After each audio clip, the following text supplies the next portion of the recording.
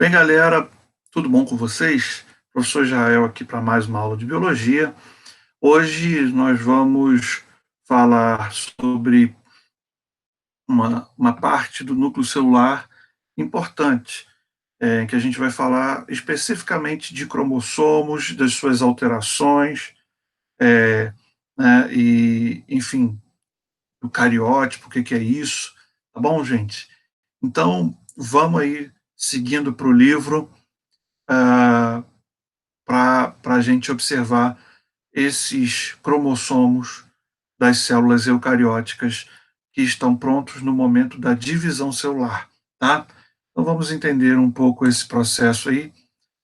Eu vou compartilhar a tela do livro com vocês, tá? Então, como vocês podem observar, né, a gente aí falando de cromossomos e cariótipos, está aqui, né? Então, durante o desenvolvimento do embrião, algumas células diferenciam-se, chamadas de células germinativas, as quais serão responsáveis pela formação dos gametas, células especializadas na reprodução sexuada, enquanto as demais são chamadas de células somáticas. Então, células germinativas produzem os gametas, células somáticas são as demais células que não vão ser gametas. Os gametas podem ser diferenciados das células somáticas de acordo com o conjunto de cromossomos. As células somáticas são chamadas de diploides, ou seja, tem o conjunto completo com os pares de cromossomos. Um cromossomo veio do pai e outro da mãe, né? No nosso caso, nossa espécie, 23 vieram do pai, 23 vieram da mãe e formaram, portanto, aí 23 pares chamados de cromossomos homólogos, tá? Esses pares. No caso, então, essas células são chamadas de diploides, as que têm os pares. Já elas têm, então, o que a gente chama de 2N, né, sendo N aí o número de tipos de cromossomo. Eles têm o par, então elas têm 2N, 2 de cada tipo de cromossomo. 23 vindo do pai, 23 vindo da mãe. Tá? Agora, como é que elas vieram do pai 23 e da mãe 23? É porque os gametas só têm a metade. Os gametas só têm 23 na nossa espécie. Então, as células germinativas são diploides, porém, originam os gametas que são haploides, que só tem um representante de cada tipo. Então, representados por N, porque só tem um cromossomo do par. E isso só se forma por causa de um tipo de divisão celular específica chamada de meiose. Tá bom, gente? Então, a diferenciação entre machos e fêmeas em muitas espécies, já que alguns cromossomos possuem genes especializados, é determinada pelos cromossomos sexuais. Então, na espécie humana, a gente tem os cromossomos X e X, é um par das meninas, e X e Y, que não formam um par perfeito, que são os meninos. Tá? XX meninas, XY meninos. Tá? Esses que não são chamados de cromossomos sexuais, XX ou XY, determinam o sexo do indivíduo, todos os outros eles são chamados de cromossomos autossômicos. Tá? Nas células diploides, os pares de cromossomos que se assemelham no tamanho e na aparência carregam genes para uma mesma característica, são chamados de genes alelos, eles são denominados, como eu falei, cromossomos homólogos. Nas células somáticas humanas, há 46 cromossomos, 23 pares, 23 e 23 dá 46. Logo, as células possuem 23 pares de cromossomos. Desses pares, 22 são cromossomos autossômicos e apenas um par desse vai ser o sexual, que pode ser XX, menina, ou XY, que não é um par perfeito, os meninos. Então, homens e mulheres apresentam os mesmos 22 pares de cromossomos autossômicos. A diferença está apenas no par sexual. Homens apresentam um X e um Y, enquanto as mulheres apresentam dois cromossomos X. Sendo que um deles, nas meninas, vão permanecer inativos na forma de heterocromatina, que é um cromossomo que está enrolado, como já falamos, e ele chama-se corpúsculo de Barr ou cromatina sexual. Tá? Assim, pela análise do cariótipo de uma célula, pode-se identificá-la quanto à procedência, se é uma pessoa de sexo feminino, masculino, e outras alterações. Então, o que é o cariótipo? O cariótipo é o conjunto de cromossomos existente no núcleo de uma célula, com o número e morfologia característicos da espécie. Aí faz uma fotomicrografia desses cromossomos, mostrando seu número, a forma e a quantidade de cromossomos, permitindo o estudo da morfologia e do número de cromossomos ou de anomalias genéticas, como a gente vai ver. Tá? Então, no cariótipo, os cromossomos são organizados em 7 grupos. Tá? A, B, C, D, E e F e G, de acordo com os seus tamanhos. Assim, os grupos A e B são os maiores. C, os de médio, D e E, os cromossomos pequenos, F e G, os de tamanho muito pequeno. Tá? Então, tá aqui, ó. A, os maiores, B, intermediários, C, C e E desculpa, no C, os médios, A e B são grandes, C são médios, D e E são pequenos, F e G muito pequenos. Tá? Os cromossomos sexuais ficam separados, tá bom? Aqui a gente vai ver, olha só, o X fica isolado quando é um menino e o Y fica junto. Isso também pode apresentar junto, tá? X e Y eles colocarem no mesmo local, apesar do Y ser extremamente pequeno. Bom, então as meninas vão ter o par XX, então isso aqui é um cariótipo de uma menina, e aqui o cariótipo de um menino, onde eu tenho o X e o Y, que é muito pequenininho, e colocado aqui como G, tá bom? Na categoria G. Então, mediante a análise do cariótipo de uma célula somática normal, é possível compor as seguintes expressões. Então, sexo masculino, eu posso falar que é 46XY, 46,XY, ou seja, 46 incluindo X e Y, só que está dizendo que é um menino. 44 autossômicos mais XY, que é o caso menino, ou 22 pares de autossômicos mais o XY. Tá? Então, e as meninas? Ou eu posso fazer 46XX, dizendo 46 cromossomos, e tem o par sexual XX, falando que é uma menina. 44 autossomos e XX, mais né, XX, que são os dois sexuais, ou 22 pares e o par sexual. Beleza? Alterações cromossômicas, gente. Os cromossomos guardam informação genética. Essa informação se encontra codificada em inúmeras sequências de nucleotídeos que formam os genes, havendo para cada característica uma sequência específica.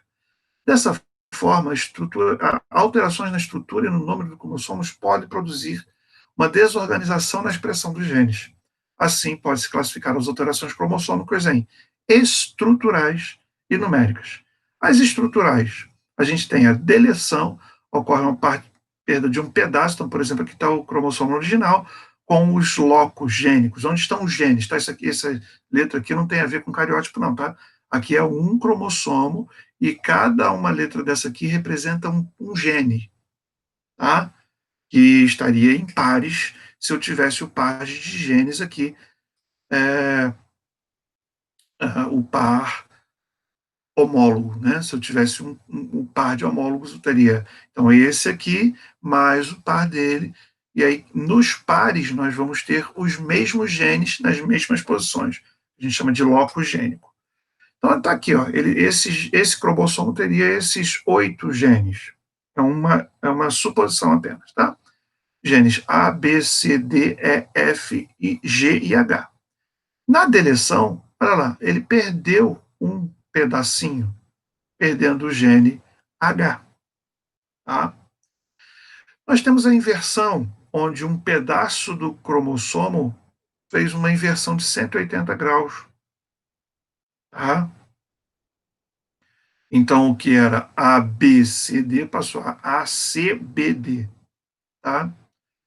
Translocação é quando pedaços de dois cromossomos não homólogos, portanto diferentes, são trocados. Isso pode acontecer durante a divisão celular. Não é comum e vai gerar alterações profundas no indivíduo gerado a partir daí, tá? Porque eu seria A, B, C, D, E, F, G, mas eu tenho um par próximo dele que tem os genes L, M, N, O, P, Q, R, S. E aconteceu uma troca entre eles. Então vai ser, o cromossomo passou a ser A, B, C, D, P, Q, R, S. E o outro lá, L, M, N, O, E, F, G, H. Chama isso de translocação. E a duplicação é quando um segmento encontra-se duplicado. Eu botei mais uma letra daquela. Então, por exemplo, aqui, ó, A, B, C, B, C, D. É tipo quando a gente escreve uma palavra, bota lá. Isso acontece porque aí, né, a gente parou e foi pensar em outra coisa. Quando escreveu o porquê de novo, né? Ou escreveu o A de novo, né? Duas letras. Ocorreu uma duplicação de um trechinho, né? É como se ele tivesse tido um eco ali, tá? Um segmento cromossomo encontra-se duplicado. Essas são alterações que a gente chama de alterações estruturais, porque mudaram a estrutura do cromossomo. Eu não perdi nenhum cromossomo, eu não ganhei nenhum cromossomo, eu simplesmente alterei a estrutura. Outro tipo de alteração são as alterações numéricas. As alterações numéricas originam-se da não disjunção, ou seja, quando esses cromossomos eles têm que se separar para formar novas células. Tá? Por exemplo, para formar os gametas. Eu preciso separar os pares para formar 23 e 23, né, separados. Então, o menino vai produzir milhares de espermatozoides. Cada um desses espermatozoides tem que ter apenas 23. A menina vai produzir óvulos, um por mês. Cada óvulo desse tem que ter, ou ovócito, né, que é o nome certo, ovócito secundário, ele tem que estar com apenas 23 cromossomos. E o nome dessa separação dos homólogos para formar os gametas a gente chama de disjunção. Então, a não disjunção, não separação dos cromossomos durante a mitose, processo de divisão celular, pode dizer que são euploidias e aneuploidias. Isso também pode acontecer durante a meiose, na formação de gametas, tá? Bem, na euploidia, caracteriza pela perda ou ganho de um lote inteiro de cromossomos, ou seja, o indivíduo passou a ter o, o dobro do número de cromossomos, ou ele perdeu um número total de cromossomos, sem ser formando gametas, tá? Então, monoploidia, perda de um lote de cromossomos. Então, o indivíduo era 2N, perdeu toda uma leva de um par, e ficou só N, só a metade, tá? Sem formar gametas, tá bom? Triploidias é quando ele ganhou mais um lote. Então, ele era 2N e ganhou mais um N, e formou 3N. Isso acontece nas plantas, por exemplo, nas angiospermas, na formação da semente das angiospermas, tem um tecidozinho lá que é triploide, tá? Que ele é 3N, porque ele é a mistura de duas células N mais o gabeta masculino N. Forma um indivíduo, forma um tecido tipo 3N, tá? E nas plantas isso não é incomum, não. Inclusive tetraploidias, dois lotes inteiros, 2N mais 2N, formando um indivíduo 4N. É o caso da laranja Bahia, aquela laranja importada, que ela foi uma poliploidia, uma tetraploidia que aconteceu aqui no Brasil, mas quem patenteou essa tetraploidia foram os americanos. A gente chama ela de Bahia. Antigamente, chamava-se de laranja Bahia. Hoje a gente chama ela de laranja importada. Não tem semente. Por quê? Porque ela é 4N, ela não tem uma reprodução. Ela só se reproduz por enxertia. Tá? Aconteceu aqui no Brasil no século XIX, essa tetraploidia. E aí produziu essas laranjas que não têm semente. Tá? As aneuploidias são caracterizadas pela perda ou pelo ganho de um ou mais cromossomos. Aí é só um, dois, não é o grupo todo, ganhou um par, um conjunto inteiro de cromossomos. Não, só um, ou dois, ou três, pode até ser mais, mas nunca um par inteiro. A gente chama isso de aneuploidia. Então, desde que não seja um lote inteiro N, ou seja, 23 cromossomos, essa categoria a gente chama isso de aneuploidia. Então, a gente tem as nulissomias, que é a perda de um par. Então, 2N menos 2 cromossomos. Então, por exemplo, se o indivíduo era 2N igual a 46, ele passa a ser 44. Tá? As monossomias perdeu um cromossomo, 2N menos 1. As trissomias ganhou um, 2N mais 1. E as tetrassomias ganhou um par, 2N mais 2. Dentre as aneuploidias mais conhecidas, destacam-se quem? A síndrome de Down. Síndrome de Down afeta homens e mulheres, geralmente caracterizado pela trissomia do 21. Então, no cromossomo 21, ele tem o número 2N, mas ele tem mais um no 21, formando 47 cromossomos. É o indivíduo com síndrome de Down. Então, ele tem 44A mais 21XX, né? Significando que ele tem o 44 mais 1 no 21. Tá? Ou 44A mais 1 no 21 e o XY. Indivíduos com essa alteração cromossômica podem apresentar deficiência intelectual, olhos com cantos puxados para cima. Na realidade, é esse osso do meio que é mais puxa aqui, esse tipo de estrutura, né, daquele olho dos mongóis, né, que é o pessoal quem habita a Mongólia, pessoal que é chinês, japonês, né, são chamados de mongóis. Eles então têm essa estrutura de olho dos mongóis, tá? Dentição irregular e baixa estatura. Então, olha o que acontece aqui, ó. No 21, olha lá, ao invés de ser um par, é um trio. Esse é a síndrome de Down.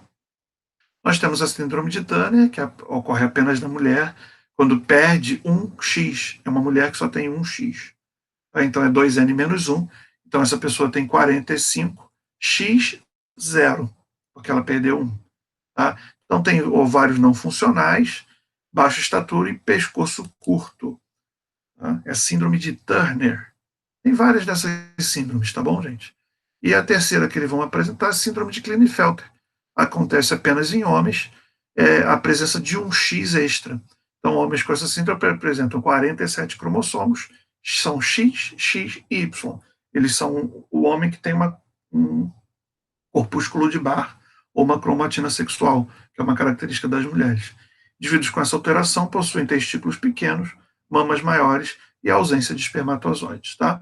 Então, está aqui o cariótipo desse indivíduo aqui, apenas X, síndrome de Turner, e esse aqui, XXY, tá? Síndrome de Klinefelter. Beleza, galera? Então, essa aí foi a aula, fechando esse conteúdo de núcleo celular. Beleza? Então, valeu. Aquele abraço. Agora fazer exercício para a gente fazer exercício para a gente fixar esse conteúdo. Beleza, gente? Aquele abraço. Valeu aí. Até a próxima.